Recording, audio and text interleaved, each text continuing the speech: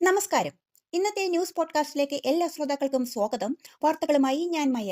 ആദ്യമായി പ്രധാന ഓസ്ട്രേലിയൻ വാർത്തകൾ. ഇന്ത്യയിലേക്ക് പോകുന്ന വിദേശ യാത്രികർ ഇലക്ട്രോണിക് അറൈവൽ കാർഡ് പൂരിപ്പിക്കണം എന്ന നിയമം എല്ലാ യാത്രികർക്കും ബാധകമാക്കുന്നു. അന്യരാജ്യ പ്രവേശന പേപ്പർ കൈകൊണ്ട് എഴുതി പൂരിപ്പിക്കുന്നതിന് പകരം അറൈവൽ കാർഡ് യാത്ര പുറപ്പെടുന്നതിന് മുൻപ് 72 മണിക്കൂറിനുള്ളിൽ ഓൺലൈനായി ചെയ്യുക എന്ന രീതിയാണ് ഇന്ത്യൻ ഗവൺമെന്റ് പ്രാബല്യത്തിൽ വരുത്തിയത്. ഡിസംബാർക്കേഷൻ കാർഡ് ഓൺലൈനിൽ ചെയ്യുക എന്ന സിസ്റ്റം ഇന്ത്യൻ വിസ ഓൺലൈൻ എന്ന വെബ്സൈറ്റ്, ബ്യൂറോ ഓഫ് ഇമിഗ്രേഷൻ അല്ലെങ്കിൽ സുസ്വാഗതം എന്ന ആപ്പ് ഫോണിൽ ഡൗൺലോഡ് ചെയ്തോ യാത്രികർക്ക് ഉപയോഗിക്കാം. Overseas citizenship of India card ഉടമകൾ അടക്കമുള്ള എല്ലാ വിദേശ യാത്രക്കാരും OCI കാർഡ് ഹോൾഡേഴ്സ് പർപ്പസ് എന്ന ഭാഗത്ത് അതർ എന്ന ഭാഗം പൂരിപ്പിക്കേണ്ടതാണ്. ന്യൂ സൗത്ത് വെയിൽസിൽ സർക്കാർ നടത്തിയ അന്വേഷണ റിപ്പോർട്ടിൽ 10 വയസ്സ് മുതൽ കുട്ടികൾ ഓൺലൈൻ പോർണോഗ്രാഫിക്ക് ഇരയാകുന്നതായി കണ്ടെത്തി. ഇതിന്റെ ഫലമായി കുട്ടികളിലും യുവാക്കളിലും സഹാനുഭൂതി കുറയുകയും ലൈംഗിക ആക്രമണാത്മകമായ പെരുമാറ്റങ്ങൾ വർദ്ധിക്കുകയും മറ്റ് നിരവധി പ്രശ്നങ്ങൾ ഉളവാക്കുകയും ഉള്ളതായി കണ്ടെത്തിയിട്ടുണ്ട്. ഓസ്ട്രേലിയയിൽ ഉടനീളമുള്ള ഡ്രൈവർമാർ യാത്രയിൽ അതീവ ജാഗ്രത പുലർത്തുവാനും ഡ്രൈവിംഗ് വേഗപരിധി കൃത്യമായി പാലിക്കുവാനും നവംബർ 1 മുതൽ രാജ്യത്തുടനീളം പുതിയ ആർട്ടിഫിഷ്യൽ ഇന്റലിജൻസ് അഥവാ AI പവേർഡ് സ്പീഡ് ക്യാമറകൾ സ്ഥാപിക്കുന്നു. ഈ അത്യാധുനിക സംവിധാനങ്ങൾ അമിത വേഗത ഡ്രൈവിംഗിനിടെയുള്ള ഫോൺ ഉപയോഗം, സീറ്റ് ബെൽറ്റ് ധരിക്കാതിരിക്കൽ തുടങ്ങിയ നിയമലംഘനങ്ങൾ കൃത്യതയോടെ കണ്ടെത്തുകയും ചെയ്യുമെന്നതിനാൽ അശ്രദ്ധമായ ഡ്രൈവിംഗ് നിയന്ത്രിക്കുവാൻ കഴിയുമെന്നും തന്മൂലം യാത്രക്കാരുടെ സുരക്ഷ മെച്ചപ്പെടുകയും ചെയ്യും എന്നുമാണ് അനുമാനം. അന്താരാഷ്ട്ര വാർത്തകൾ. ഗ്രീൻ കാർഡ് ഉടമകൾ ഉൾപ്പെടെ എല്ലാ US ഇതര പൗരന്മാർക്കുമായി പുതിയ നിയമങ്ങൾ ഉൾപ്പെടുത്തി US. രാജ്യത്തേക്ക് പ്രവേശിക്കുമ്പോഴും പുറത്തുപോകുമ്പോഴും US department of homeland security പ്രായഭേദമന്യേ പുതിയ അതിർത്തി നിയന്ത്രണങ്ങൾ പുറപ്പെടുവിച്ചു. ഇതേ തുടർന്ന് ദേശീയ സുരക്ഷ ശക്തിപ്പെടുത്തുന്നതിനും വ്യാജ യാത്രാ രേഖകളുടെ ഉപയോഗം ചെറുക്കുന്നതിനുമായി US customs and border protection കര, കടൽ, വിമാനത്താവളങ്ങൾ എന്നിവിടങ്ങളിലെ ഫോട്ടോഗ്രാഫുകളുടെയും ബയോമെട്രിക് ഡേറ്റകളുടെയും ശേഖരണം വിപുലീകരിക്കും. കരീബിയൻ മേഖലയിൽ ഇതുവരെ രേഖപ്പെടുത്തിയിട്ടുള്ളതിൽ വെച്ച് ഏറ്റവും ശക്തമായ കൊടുങ്കാറ്റുകളിലൊന്നായ മെലിസ ചുഴലിക്കാറ്റ് ജമൈക്കയെയും കിഴക്കൻ ക്യൂബയെയും തകർത്ത് ദ്വീപുകളിൽ നാശത്തിന്റെ പാത അവശേഷിപ്പിച്ചു. ഹെയ്ത്തിയിലെ തെക്കൻ തീരദേശ പട്ടണമായ പെറ്റിറ്റ് കോവിലെ നദി കരകവിഞ്ഞൊഴുകുകയും വീടുകൾ വെള്ളത്തിനടിയിലാകുകയും മുഴുവൻ പ്രദേശങ്ങളും ഒഴുകിപ്പോവുകയും ചെയ്തതിനെ തുടർന്ന് നിരവധി ആൾക്കാർ മരിച്ചതായി അധികൃതർ അറിയിച്ചു. അമേരിക്കയിലെ ഏറ്റവും വലിയ ഭക്ഷ്യസഹായ പരിപാടിയായ സപ്ലിമെന്റൽ ന്യൂട്രീഷണൽ അസിസ്റ്റന്റ് പ്രോഗ്രാം അഥവാ SNAP വെട്ടിച്ചുരുക്കുവാൻ ട്രംപ് ഭരണകൂടത്തിന്റെ നീക്കം. പ്രസിഡന്റ് ട്രംപിന്റെ നീക്കത്തിന്റെ ദൂഷ്യഫലമായി SNAP ഭക്ഷ്യസഹായ പദ്ധതിയുടെ ഗുണഭോക്താക്കളായ US-ലെ 4.25 കോടിയിലധികം വരുന്ന ദരിദ്ര വിഭാഗങ്ങൾ പ്രതിസന്ധിയിലേക്ക് പോകുമെന്നാണ് കണക്കുകൂട്ടൽ. ഇന്ത്യൻ കേന്ദ്രതല വാർത്തകൾ. രാജ്യവ്യാപകമായി 2ാം ഘട്ട തീവ്ര വോട്ടർ പട്ടിക പരിഷ്കരണം പ്രഖ്യാപിച്ച് കേന്ദ്ര തിരഞ്ഞെടുപ്പ് കമ്മീഷൻ. ഒപ്പം കേരളം അടക്കമുള്ള 12 സംസ്ഥാനങ്ങളിൽ വോട്ടർ പട്ടിക പരിഷ്കരണത്തിന്റെ 2ാം ഘട്ടം ആരംഭിക്കുകയും ചെയ്യും. ഈ ഘട്ടത്തിൽ വോട്ടർ പട്ടിക പുതുക്കൽ, പുതിയ വോട്ടർമാരെ ചേർക്കൽ, പിശകുകൾ തിരുത്തൽ എന്നിവ ഉൾപ്പെടും. 8ാം ശമ്പള കമ്മീഷന്റെ ടേംസ് ഓഫ് റഫറൻസ് കേന്ദ്ര മന്ത്രിസഭ അംഗീകരിച്ചു.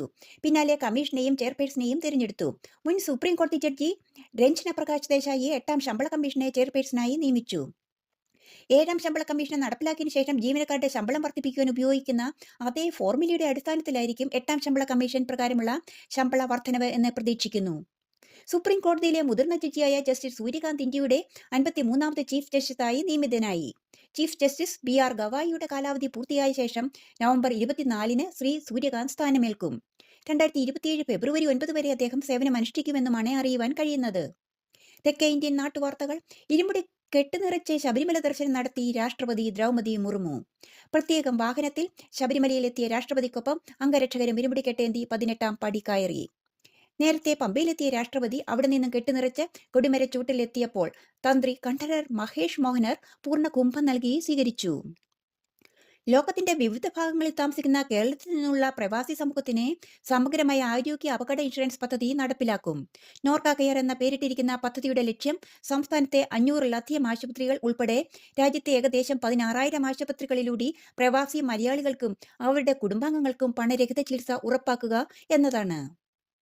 ഇന്ത്യയിലെ ആദ്യത്തെ അതിദാരിദ്ര്യമുക്ത സംസ്ഥാനമായി കേരളത്തെ പ്രഖ്യാപിച്ചു. കേരള പിറവി ദിനത്തിൽ നടന്ന പ്രത്യേക നിയമസഭാ സമ്മേളനത്തിലാണ് മുഖ്യമന്ത്രി പിണറായി വിജയൻ ഈ പ്രഖ്യാപനം നടത്തിയത്.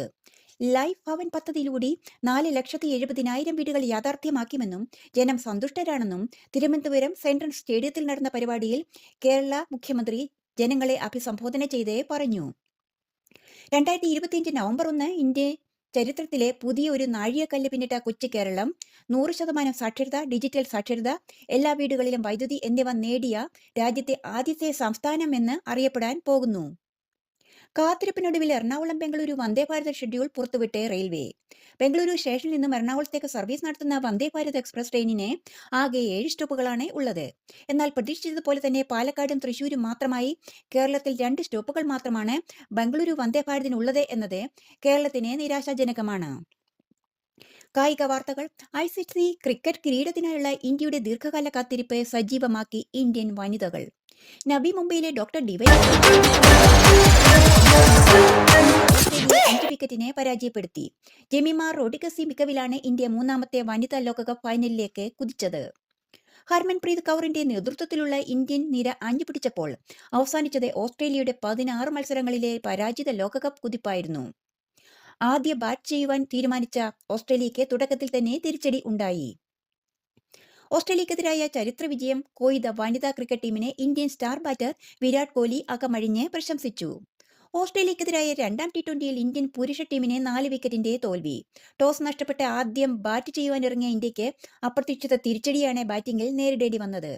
ജയത്തോടെ 5 മത്സര പരമ്പരയിൽ ഓസ്ട്രേലിയ 1-0 മുന്നിലെത്തി. നിങ്ങൾ ഇപ്പോൾ കേട്ടത് പ്രധാന മലയാളം ന്യൂസ് പോഡ്കാസ്റ്റ്. വാർത്തകൾ എഴുതി വായിച്ചത് ഓസ്ട്രേലിയയിൽ നിന്നും മയ. എല്ലാ ശ്രോതാക്കൾക്കും നല്ലൊരു ദിനം ആശംസിച്ചുകൊണ്ട് നമസ്കാരം.